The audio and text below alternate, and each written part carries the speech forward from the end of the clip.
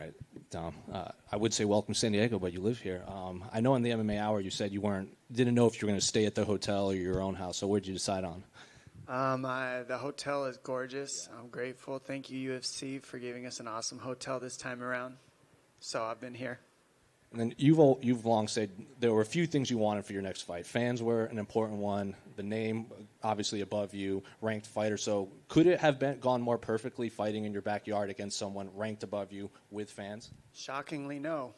Plus health, the health on top of it, being healthy. So fans are going to get the best version of me. I'm grateful that I can give that here in this place too. You've pointed to that 1 year stretch where you had you did three championship fights in less than 12 months, 3 5-round fights. Since then, it's been 3-round fights outside of the Cejudo preparation. That was obviously the pandemic, so a little weird. So did you have to adjust anything in camp or go back to what you were doing to prepare for these 5-round fights? Yeah, it's funny you say that. I did. I had to go back to an old rule book of sprint routines and sparring rounds, but the good news is I had those other rounds to build myself up. So the snowball was rolling, it was growing. I didn't have to have any layoffs in between my sparring sessions, so I can't count how many sparring sessions I've had, how many live wrestling rounds I've had.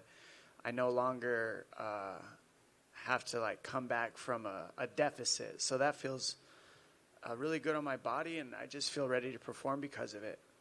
And obviously you do your homework on all your opponents, but now that you are an analyst and a broadcaster, you do really have to pay attention to not just your division, but everyone as a whole. Have you had you called any of Chito's past fights, like cage side?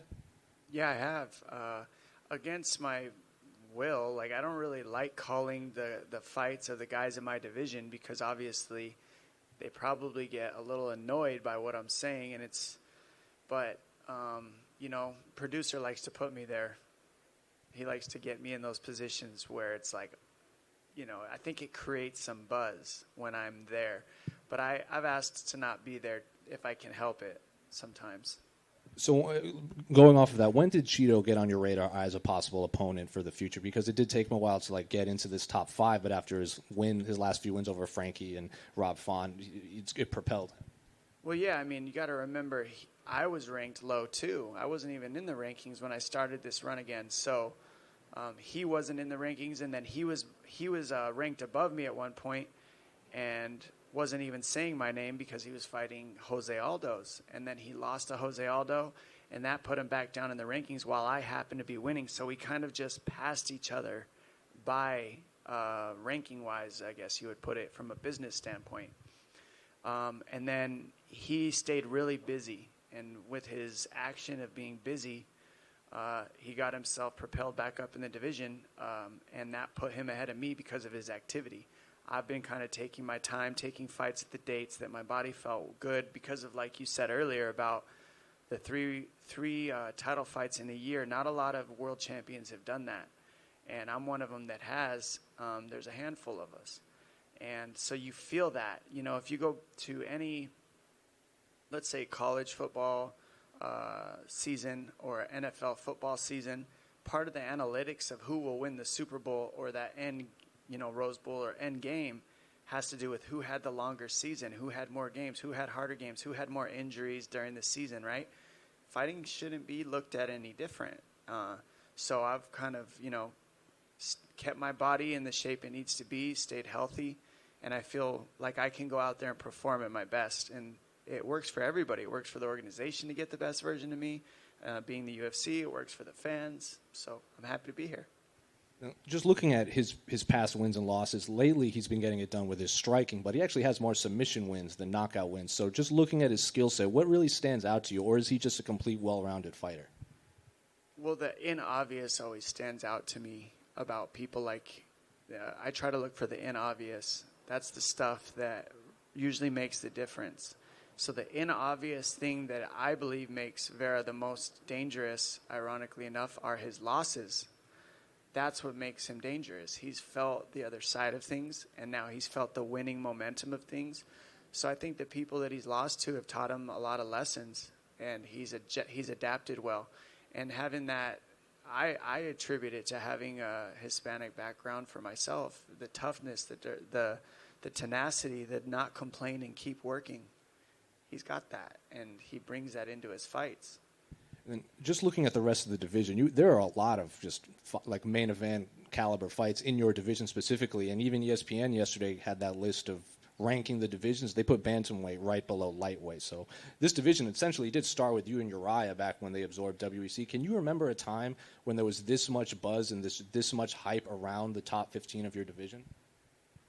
Well, that was the time that I remember it. When me and him had our rivalry, it really helped set a water line for this division. For 145 as well, Aldo, Faber was a big part of that. Without his rivalry and that team Alpha Male, and me fighting so many of their teammates, it made me a lot stronger, a lot better. I'm grateful for that rivalry. It taught me a lot. And we're all, the dust has settled with all that. We moved on and stuff, and the fight world has continued to move on. And now, because I don't think it's just the bantamweight division, it's also the work of the UFC moving to international, being on ESPN, and not, started on Spike, went to Versus, went to Fox, now on ESPN. Fuel TV, I think you Fuel TV as well, yeah. So it's like watching the progression of the TV broadcasts that we're on, and then how many shows are they having a year right now? It's incredible. 50+, yeah. So 50-something shows a year, that puts way more fighters. It gives us way more jobs. It creates way more main events. So with all that, the sports naturally, the level has gone up. With more athletes, more talent can come in. And moving internationally, the way that the UFC is done, it's a worldwide sport. It's the fastest growing sport in the world. Well, kind of going off of that, like you mentioned, like Spike TV to Fox to and Fuel and now ESPN, do you think the UFC is big enough to just have their own in-house production and their own streaming service, or do you think they do need that broadcast partner? I kind of thought they were doing that already, to be honest. Yeah, you got the Contender Series, that's called Dana White's Contender Series. I'm pretty sure he got tired of these other organizations feeding the UFC, so he's like, you know what, we can feed the UFC. You can see it already. And the ones on the Contender usually get the best push. Why? That's not an accident, because they're from in-house. Same thing with the Ultimate Fighter. It started with the Ultimate Fighter. If you won the Ultimate Fighter championships, you generally get a good push, marketing-wise, from the UFC, whatever else, because that's an in-house promotion that, why wouldn't you promote the guys that you already dumped the money into? You already put the TV cameras on them. You already have all this storyline for them.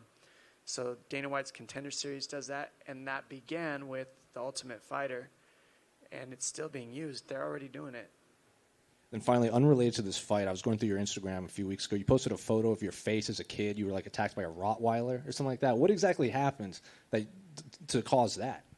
That's funny that you asked. That's funny that you saw that. It's just, I was at a race with my mom. She was doing some sort of race, and I went to give the Rottweiler a kiss on the face because I love dogs, and that didn't work out very well. And the dog attacked my face and almost took my eye out.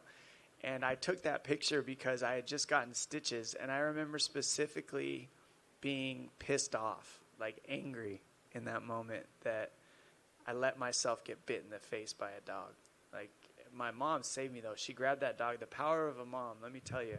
She grabbed that dog, that 150-pound Rottweiler, and chucked it off of me, I was told. I was obviously getting attacked. I don't know, but pretty impressive stuff from my mom on that one. Saved me.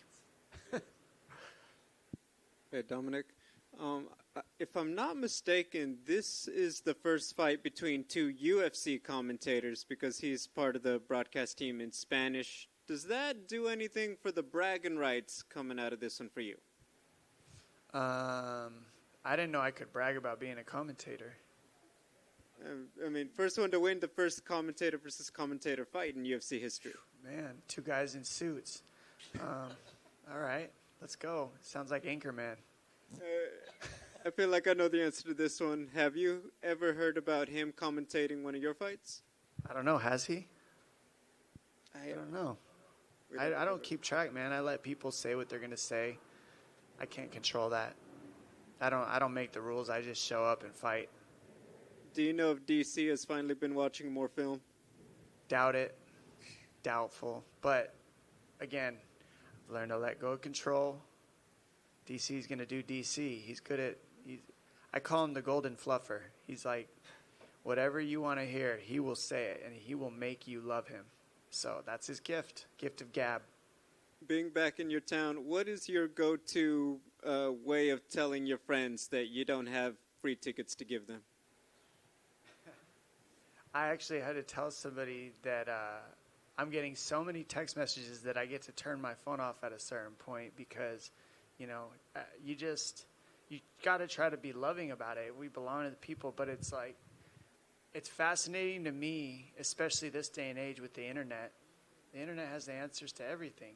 And you're going to ask me? Like, just go on the internet. Look up UFC, whatever the event is.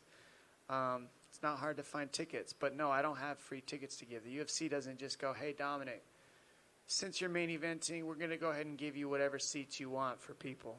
Like, it doesn't work that way. They got to make money. It's still a business. So lovingly, I appreciate that you're reaching out. I appreciate the support. It's kind of crazy, but in the end, I am just fighting a human being to the death. So I can honestly say, like, support me.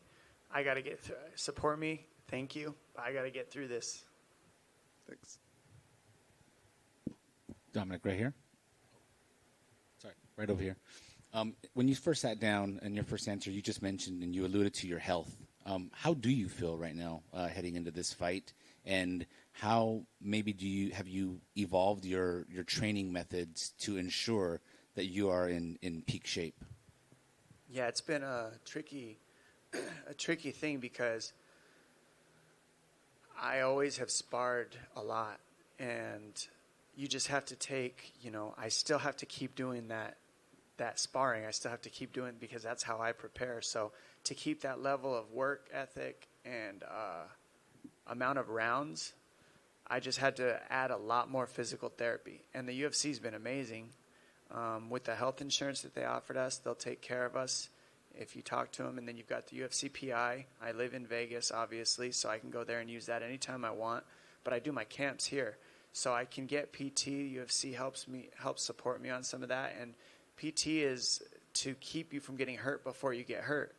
If you're doing that 2, 3, 4 times a week, it really keeps the muscles loose. It keeps the body loose. And that really has helped. But I can honestly say that I made the 20s really hard on myself with decision-making, with mind, with thought process, with the stress.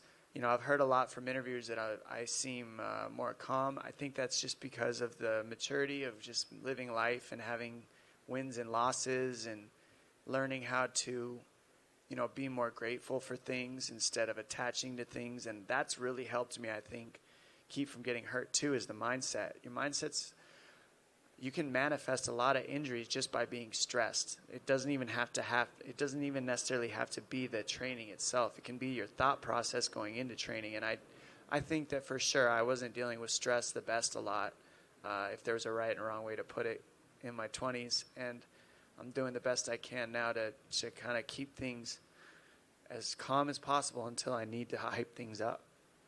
Do you feel like you're still in your prime, or maybe entering a rebirth of your prime? The only reason why I ask that is because you're obviously entering a stage of your career. You're going to be 37 soon, where some people might wonder, if this is coming towards the end. But at the same time, we all know you missed a lot of fights. You left a lot of fights on the table given your injury history. So do you feel like you're still in your prime? Because we've heard you talk about wanting to fight the guys above Chito after this, which means you must clearly think you're still gunning for a championship.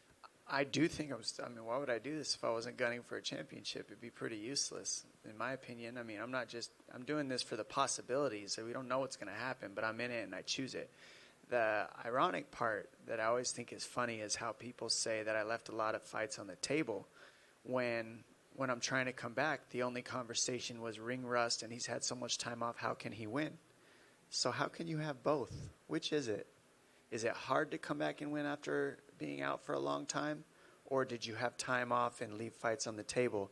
Is the question I would not just leave to media, but to everybody out there thinking about this. Like, which is it? Is it I came back after layoffs and fought the best on the planet that had been continually active And people are supposed to say that that's what you're supposed to do if there was a right and wrong. And I come back and beat those guys on a 5-fight win streak with 5 finishes. I've been off 3 years. I come in and smash them. And now it's, oh, well, he's fresh because he left fights on the table. So it's like, it's all framework. Anything can be framed however it wants to be framed to work for you. And how it works for me is I'm going to come back and win. Ring rust doesn't exist. And that worked for me because as long as I put in the live rounds and take the beatings in practice, the ass whoopings that I take in practice don't feel a lot different than the ass whoopings I take on a fight night. They both hurt. They both suck. So just prepare that way. And I do think I'm on my way towards the title. Why wouldn't I be, you know? I'm in the top 8 on my 3rd title run, facing a guy that's about 8 years younger than me. It's really pissed off about something. I haven't figured out what yet, but it should be interesting. Thanks, Tom. Appreciate it. Yeah. Hey, Dom. What's up? What's up, man? So you've had a lot of great trash-talking moments in your career, but I think one of my favorite Dominick Cruz quotes of all time is, "The greatest moment in my life was realizing I didn't need a belt to be happy." So when you wake up nowadays and that alarm goes off in the morning, I'm just wondering what makes Dominick Cruz happy. Yeah, it's a good question, especially your hat says happy day. Happy dad, happy dad. Can't read, apparently. That's why I fight. Well, happy. What makes you happy is, a man cannot be at ease until he is at ease with himself. That's Shakespeare quote. So once you get at ease with yourself, it takes a lot of time. And the way that I've gotten to choose that is, and find the way of being is being trapped in my own body for 6 months, 3 years at a time. And what I mean by trapped in my own body is when you blow your knees out and you get your career taken from you when you're at the highest level and you're forced to, a lot of my identity was as an athlete during that early years. And when that got taken from me, I didn't know who I was. And I was forced into figuring that out and forced into living my life without the sport. And it was really hard, very hard, one of the hardest things I've ever been through.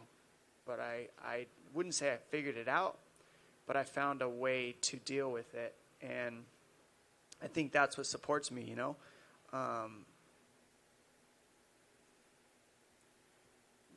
being in service, as crazy as it sounds, when you're in your dumps, being in service to others really can pull you out of it. Coaching other people, helping them get to their goals. Commentating did a lot for me. Being able to be in that seat and give back to the sport instead of looking at it as the sport's not giving me my shot. What can I give to the sport? I shifted my mindset, move into another, just got to reframe it. So things like that. When fighting's over, I know what it feels like to be retired already. I've had so many years, as they've alluded to, 6 years, a lot of fights left on the table. I've had that feeling, media telling me I'm not as good as the people that I'm commentating. I've had everything you could think of me thrown at me while I'm sitting on the sidelines. So now that I've gotten to feel that, it ended up turning into a gift. It ended up becoming something that now I'm sitting here still going, even though everybody didn't necessarily think I could.